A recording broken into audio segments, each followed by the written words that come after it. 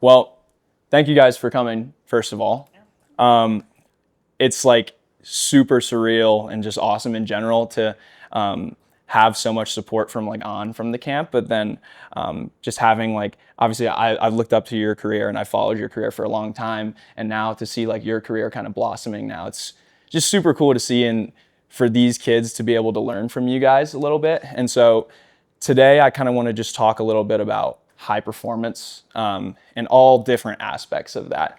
And so I want to start it off a little bit light here. So both of you guys are obviously seen by not only people in the state of Colorado, but across the country as high performers. People that have raced at a high level, people that have trained at a high level, coached at a high level. And so not a lot of people get to see what it looked like before that. And so I'd just like to hear both of y'all's kind of stories, perspectives. What did your lives look like before you were at that high performance state? Sure. So I started running when I was about 12, and so my dad, Addie's grandpa, was got really into real health style, lifestyle kick. He was like a smoker and a drinker, and anyway, my parents got divorced, and so he went on this huge health kick, lost a bunch of weight, got into running, and so I just kind of tagged along with him a lot. But when I was your guys' age in high school, I probably started. I trained a lot harder than Addie does, but I did I ran every single day in middle school, basically. I did swimming twice a week, bike workouts with this time trial club once a week. Mm-hmm. And so I was actually training at an extreme level, but I think probably a reckless extreme level. Totally. So, but I was fortunate, like Addie, to be able to go to a school then that had a really good team. We won state meet, we had state champions ahead of me. So I was able to just kind of latch into the group, and that's very much like Addie. She's been able to come to Niwot here, where in Colorado, which you guys know is on the high school level is. Yeah, we just ran there the other day. It's it's the best, one of the best programs in the country. Mm-hmm. And so, but I was just kind of by happenstance, just like it was for Addie, where we didn't move here with the intention that Addie or her brother Jude would be great runners, but we happened to be in a place where we had that kind of opportunity. And so, but I was super driven, trained really hard when I was, anybody seniors here? 1, 2, 3. Okay. So when I was a senior, I ran up to 100 miles a week in the summer. A lot of the year, 80 miles a week as a senior, but I did go each year, probably about 45 to 50, 55 to 65, then about 75, and then generally around 85 as a senior. Mm-hmm. But I trained a lot, and then I was obviously a very talented runner, but yeah, kind of the reins were off, and the coaches didn't hold me back a whole lot, and so now I went into a pro career as a pro runner for 16 years and made 3 Olympic teams and American record, all that stuff. But now I try to, use a lot of the things I did wrong for my athletes now as I coach the team. And same thing with my kids. I think my kids are more talented runners probably than I was, as long as they're smarter and they're, their progressions, but they're also very driven, have high goals. And so that's probably the part about high performance is that you have to basically adapt to where the athlete's at the time. Yeah. And so for me, it was, I didn't have that so much. I just was a really driven person, so I didn't have much of a plan. And so we really try to plan a lot of things for our team and make sure we're not we always have to make sure there's room to go somewhere. And so I think that Addie's coaches are really smart. They do a good job at that. But then as dad, I have to come in sometimes and be I guess I do this, for a living. And so totally. I try to create that same kind of environment. So Addie can probably talk about her, how she started a little bit more. We didn't have the intentions to build her into a great athlete that like she is now, but she had some of the foundations of early sports and stuff like that I think is actually really important now, because now that she's in running, like she could talk about it a little bit more. But becoming a really high performer is usually comes with a really good plan, and sometimes like sometimes it falls into your lap, like moving to NIWAT, but sometimes it's as simple as like, yeah, you're talented, you like doing something, Yeah, of course. and then so but maybe Addie can talk about a little bit about how it was for her. Yeah, no, I'd love to hear the backstory, and they would too. So Yeah, for sure. Yeah. So I did not like running at all. When I lived in Michigan, and I was actually a swimmer, and before that I did like gymnastics and I did volleyball at one point. But I heard about this like little middle school program that my dad told me about, which was like held at Now High School. So I was in 7th grade and I decided to like try that out for like twice a week, nothing too special. And then I slowly got into it more and more. And then by the time I was a freshman, I was like, I want to join the team, but I don't want to race. I like hate racing. I don't want to like push myself that hard, And so I just kind of tagged along with the team, and they ended up being like my closest friends. So that's kind of what drove me to want to race eventually. And when I was a freshman, I started to, like racing as it went on. And I feel like I got great reward out of it. And I feel like that's something that's like, it's very nice to have as a runner. So I feel like that kind of was like my driving factor. And then by the time I was a sophomore, I got really into it. And I, just followed what my coach said. I like just stayed with the team. I didn't really do too much of my own stuff. And from there, just kind of. You just kind of were embedded into like the high performance culture that is NIWAT High School, right? Mm-hmm. Yeah, for sure. That's super cool. Talk a little bit, about like the team and what you guys like, what normally like all the different parts, like all the different like the gym, the speed days, like all those things. Yeah. So we train 6 days a week, and so Mondays we do like a long run. Tuesdays we do like a normal like 40-minute run. We do everything in minutes. We don't really do much in miles. But then Wednesdays is like a big workout day.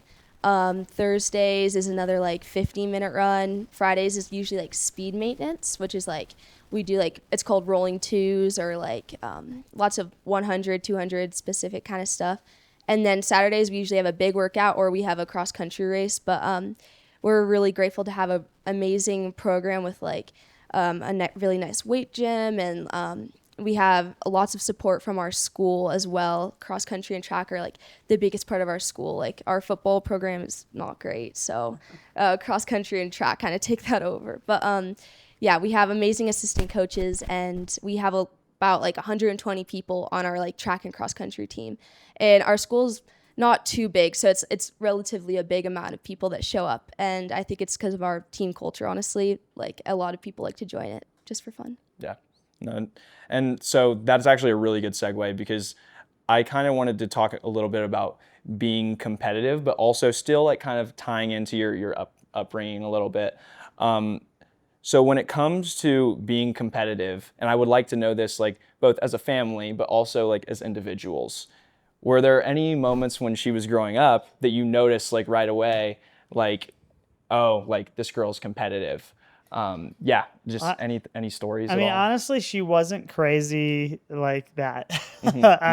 She didn't like to compete in a lot of like she did those sports like gymnastics, but it was mostly rec stuff. And I think she kind of found that competitive fire as she got into running, and was really good because she did do swimming, but it was like it was a new sport for us too. Yeah. Whereas she grew up around running with me. Like, I mean, when I broke the American record in the 5K, she was sitting in the stands watching Mickey Mouse Clubhouse on my wife's lap, like on the iPad.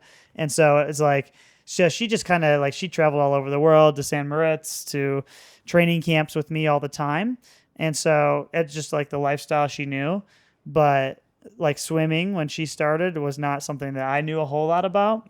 And so she just kind of like, but she started to learn like techniques and, like the work ethic of practice and listening to coach and like that, and starting to push yourself, which was important, I think. And so when she came to Colorado and joined the team there, her coach, Kelly, he said, she didn't want to race, but he said, like she will, like eventually she'll want to. And, I think even that first year, we had no idea how good she was going to be.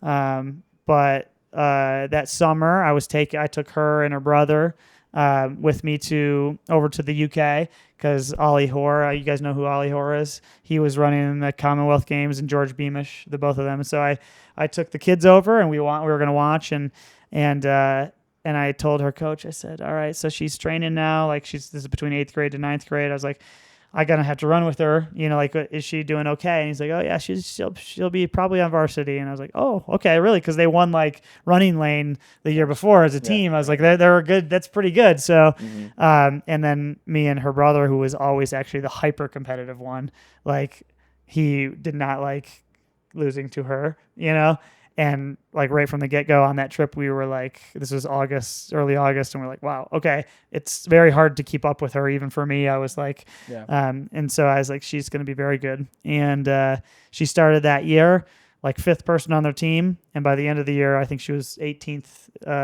NXN, so like once she kind of started to know what it was like to push herself, it was like she knew what she was capable of, and she just got better and better, and she continues to improve and stuff. So like it's funny because whereas like my son, he's also a good runner, he's going into his freshman year. He ran what did he run 4:30 for the mile up here as an 8th grader. Ridiculous. And so he was always like, we're like, gotta watch this guy's too competitive. Like there were some family games that ended with a lot of tears, right? Yeah, like I totally get what you're saying. I'm a very competitive person too, and so, but that competitive inner fire is more obvious for her. Like it's just not super out in your face, but inwardly it's become much more obvious. And so it's cool as a parent to watch that grow, and you kind of see that the same thing with my other athletes that I coach, my team. You see that competitive fire and belief in yourself and wanting to push more, whatever it is, like whatever the goal is, like that inner drive has to come from them. It can't come from the parents. It can't come from the coach can't want it more than you, no matter what. It has to come from within, really. No, totally. I'm totally with that. And for Addie, what were some of those competitive moments with your brother in particular? I'd like to hear a little bit more about those, Yeah, so Monopoly's actually practically banned in our house. Oh, okay. All right. Yeah. It ended in a lot of tears, or if we were like playing games out in like Michigan in our yard or stuff, like we do like racing games, and it would end in tears if he lost. So, okay. yeah. Any spike ball at all? No. Any cornhole maybe? No. Not Okay. really, yeah. Those are some of the ones around this house right now that are they're very dialed in on it, and they're all like picking partners and stuff, and now they're like getting the chemistry up, and so that's what we got planned for later this afternoon.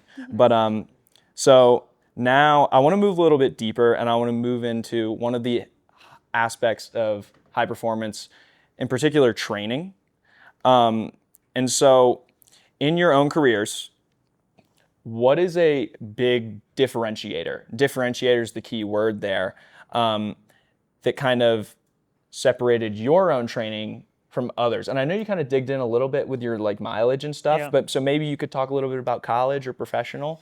And then for you, Addie, I would say, because you do train with a team, are there any particulars where your coach would maybe assign you something different, or is it very much pack oriented? So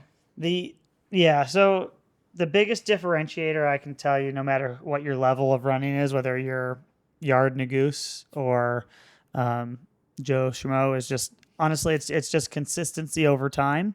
And for me, that was a lot of what it was as a high schooler. Was like I never got injured. I trained a lot, and I outworked everybody in that capacity. Like I had a high capacity for it. How long did you go without getting hurt? What was the longest span in your career? From when I started running, basically, until I was 20 years old, I never had an injury. And so so all of high school, my first year of college.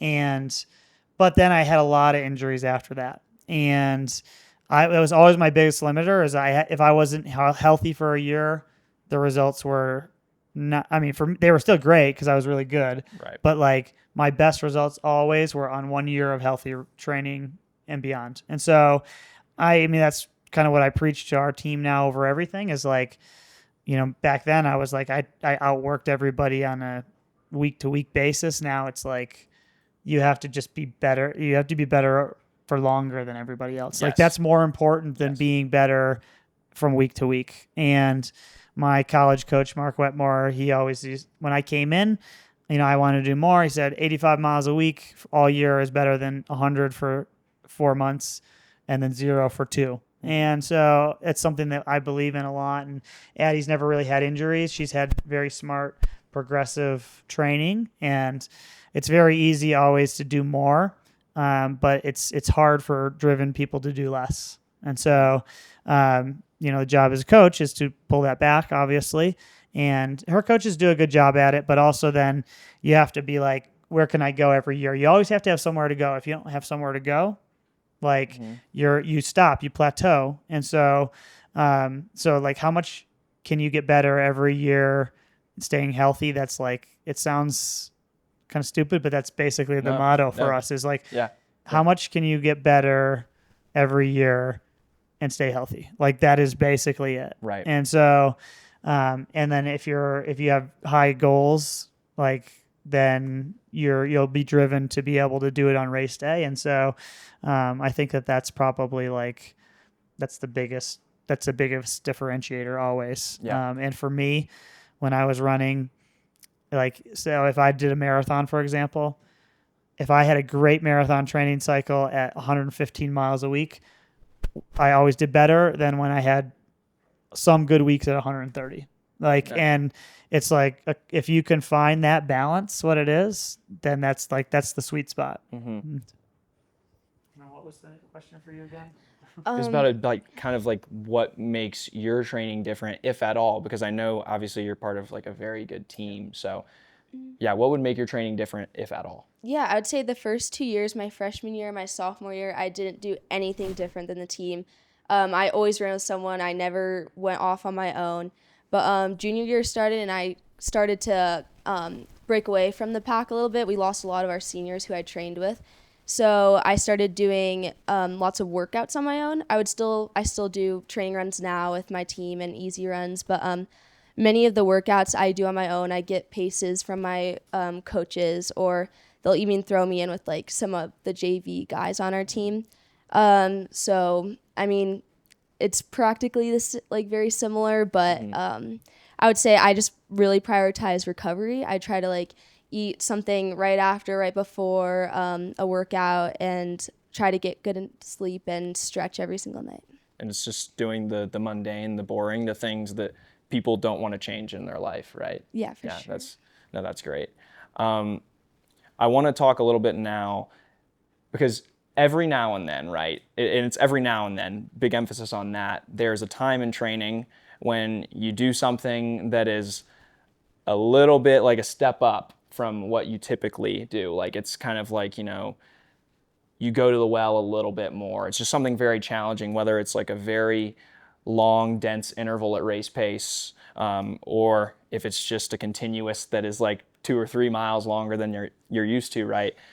Are there any workouts in your career that if another high school girl heard that, they'd be like, wow, or even some JV guys, like what would be the most eye-popping workout that even you remember? I would say a really like more difficult workout that I do is like 6 laps at 2 mile. And so up here it's kind of difficult because you have to pace yourself since it's at altitude. So I'd say, what did you do when you did that workout, like before the state meet? What was the paces? it was, you have to go through sub 5 and then just continue Up here, up Okay. here, and then Yeah. like continue, try to like crank down the last 2 laps. And so and then you like do like a tempo before and do some like faster stuff after. Yeah, just to clean it up. Yeah, I love that. And Dathan, I'd like to hear your answer on this. What's the most eye-popping session that maybe you've done in your career? Okay, eye-popping session. Well, let's see.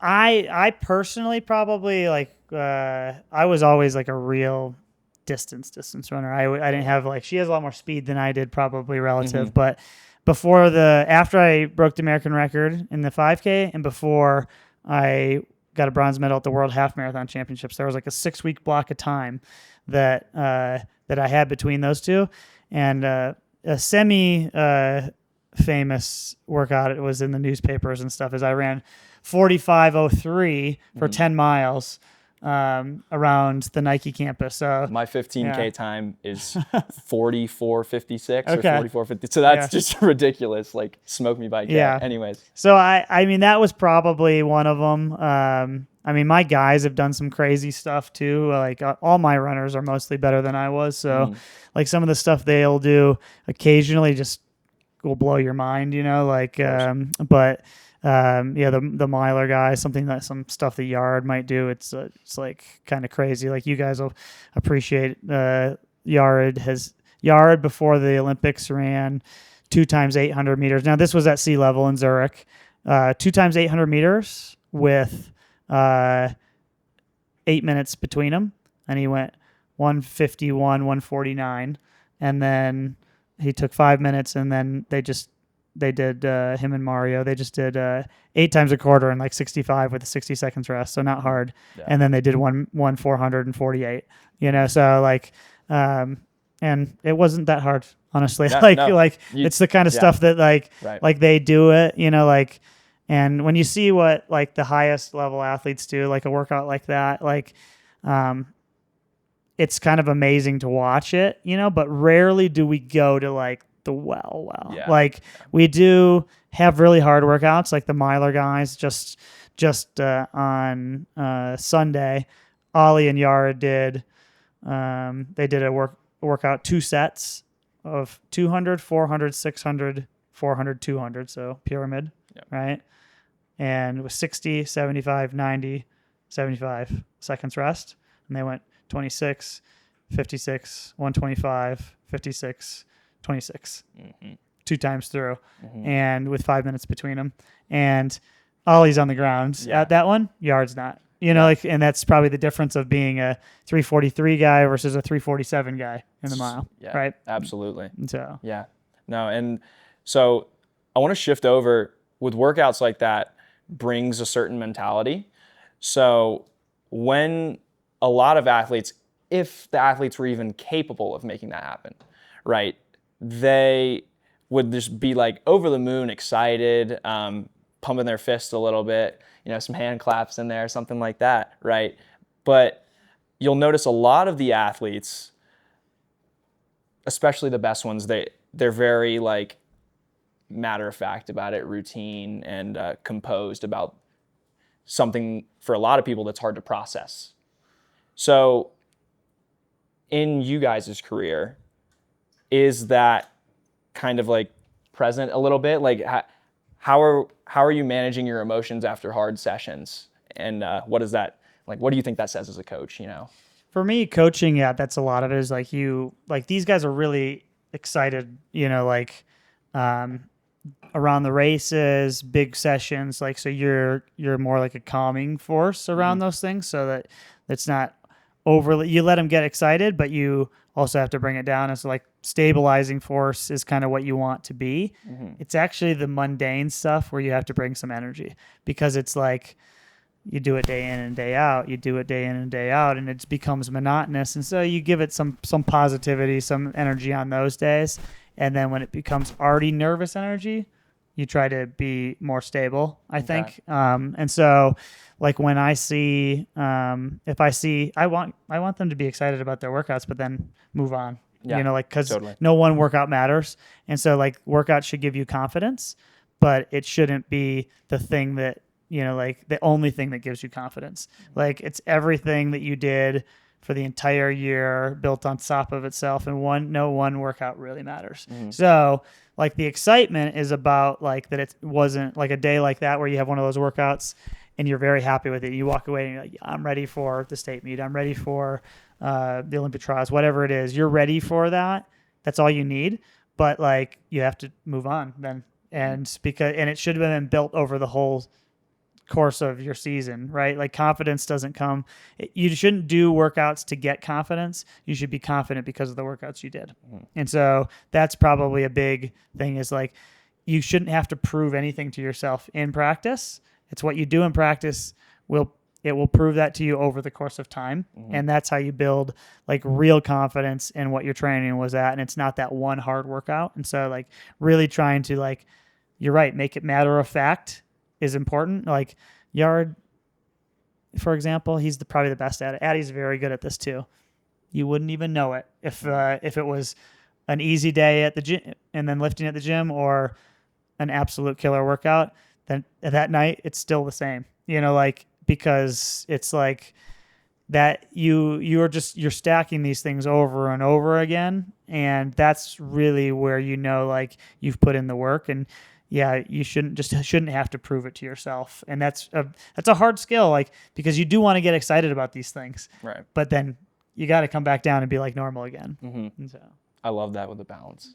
Yeah, I would pretty much say the same thing. I would say, like as soon as you walk away from the workout, you kind of move on, whether it's a good workout or a bad workout. That's kind of how I treat it. I would say I also try to treat my races the same way. I would, if I had a bad race, you can think about it for a few hours and you got to move on and you got to just put it out of your head. And same thing with good races. You can obviously be very proud and think back to them, but you have to move on and get ready for the next thing. So I would pretty much say the same thing. Yeah, oh, that's great.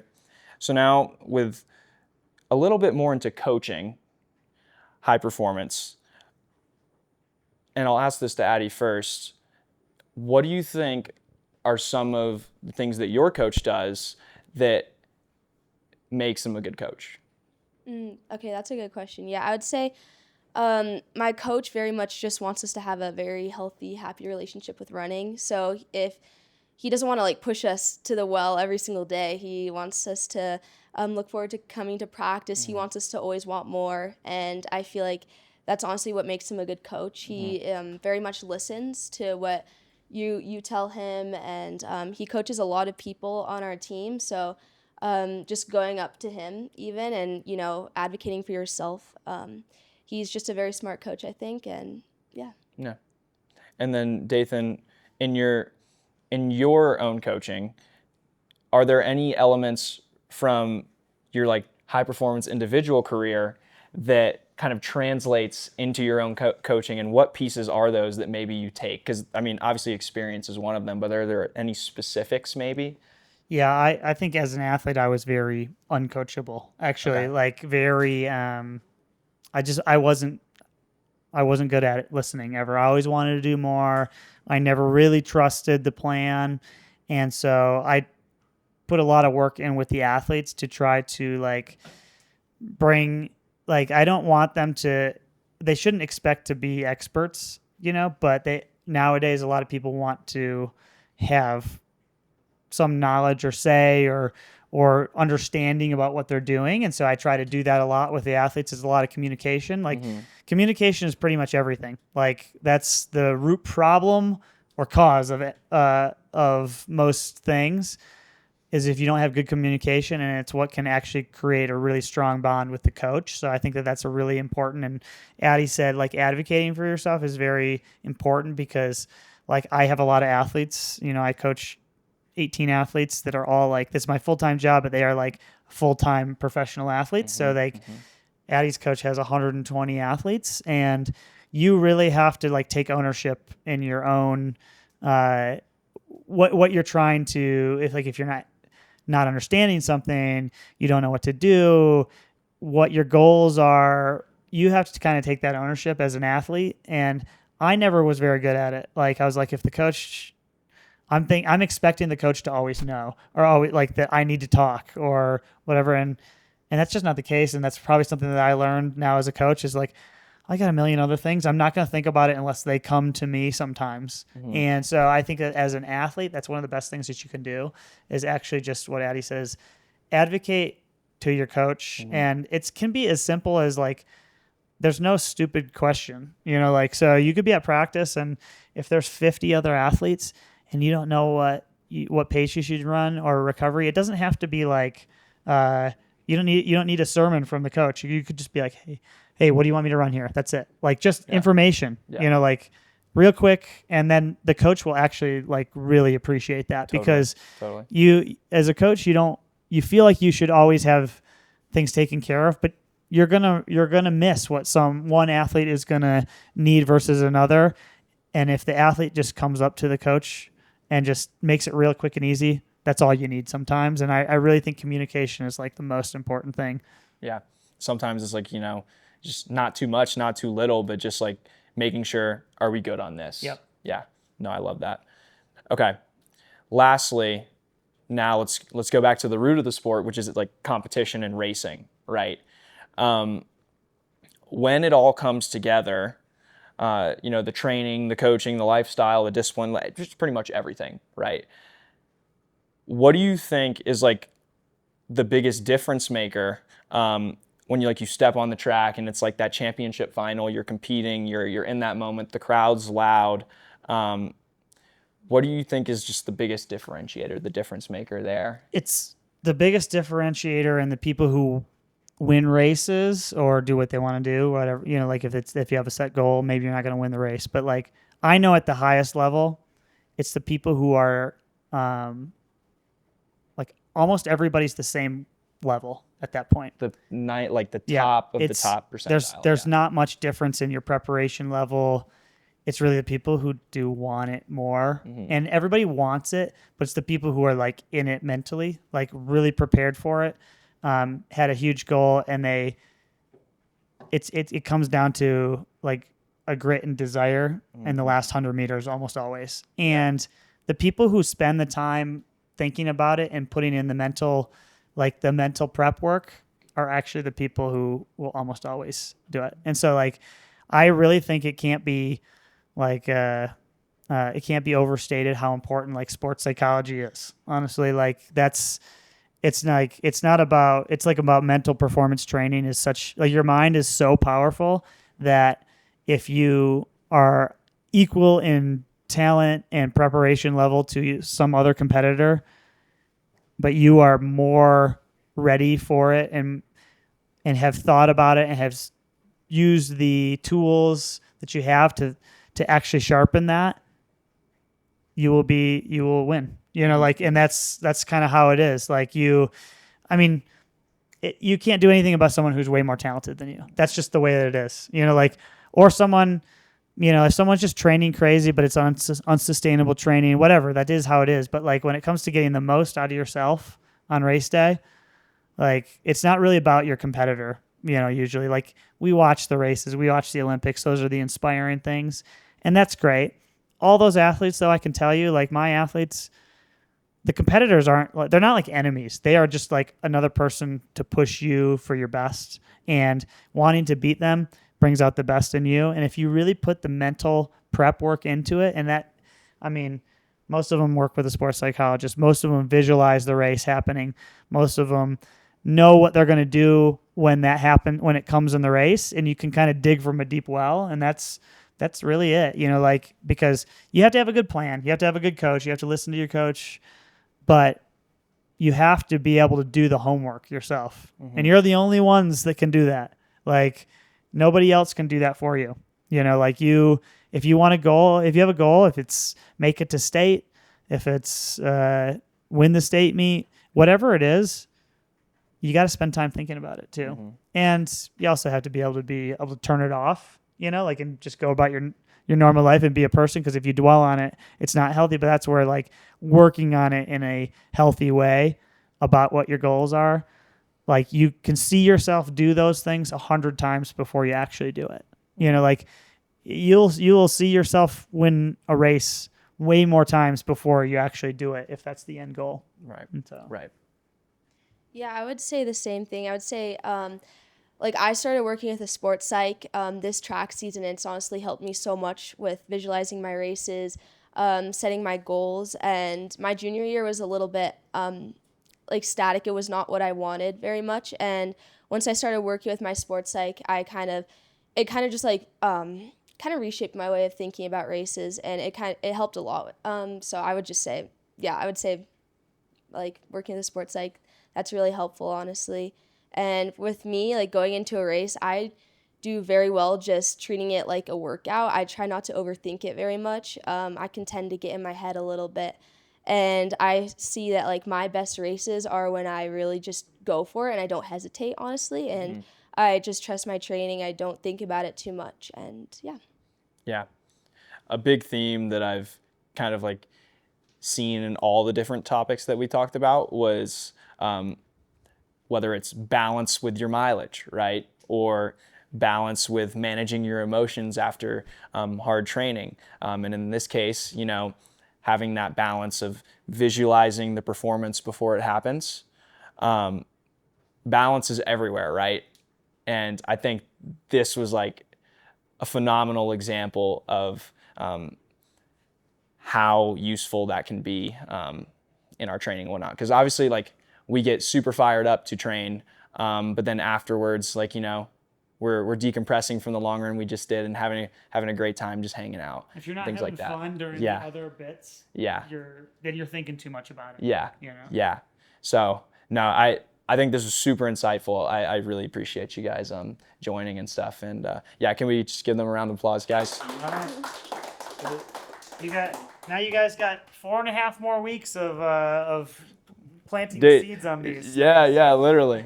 I mean, So, it is true though. Like you guys got like a whole block of this year. It's a lot of it's physical, a lot of it's mental too. Like this sets you up for the whole year to think about those things, to think about your goals, to go out and train, put the time in during that, come back, and you will carry that through to the season too. And I think it's pretty cool that you guys get this opportunity. Like not many people get to do this for so 6 rare. weeks. Yeah. So So rare. yeah, I actually had to. Yeah. I was like, "Is this really a thing?" Someone.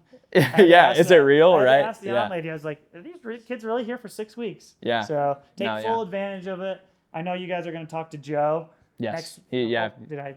No. Okay. They know. Yeah. And you're going to come by and you'll see the gym at some point and stuff. Yeah. and Yeah. like, Which so- that's awesome. But just, and I mean, Boulder's magic, you know. Like so, soak it up. Absolutely. Sweet. Awesome. Thank you guys. All right, you got it. No problem. All right.